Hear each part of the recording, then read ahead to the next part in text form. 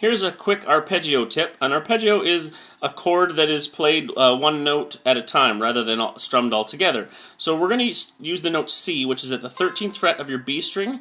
The notes of a C major chord are C, E, and G.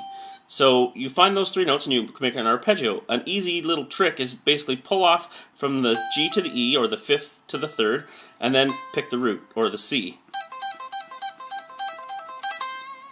Now to make that minor, you lower the 3rd, which is the E, so E becomes E flat. Now you have a C minor chord.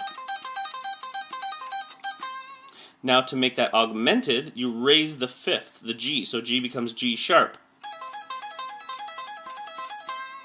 To make it diminished, you have to lower, when you're in a C chord, you have to lower the 5th, the G, to a G flat or F sharp, and you lower your E to an E flat.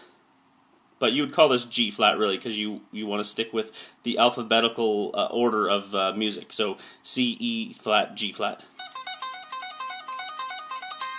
You might notice that I'm lifting my second finger to hit the root, just so that you don't get some extra sustain. If you want to block that, what you do is take your palm and basically rest it at the bridge where the strings in the bridge meet, and then you'll mute that sound, and then you can do your arpeggios with like a palm mute, and then you can just leave your second finger down.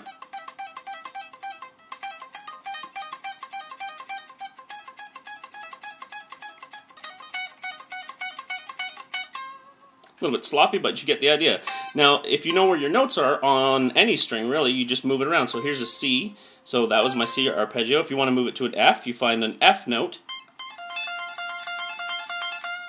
and so on. And then you can do that with minor, diminished, or augmented, whatever your chord progression happens to be, and you can get kind of like that 80s arpeggio metal style soloing. So I hope that is useful for you. Ask me any questions you need at twitter.com/NathanFleet.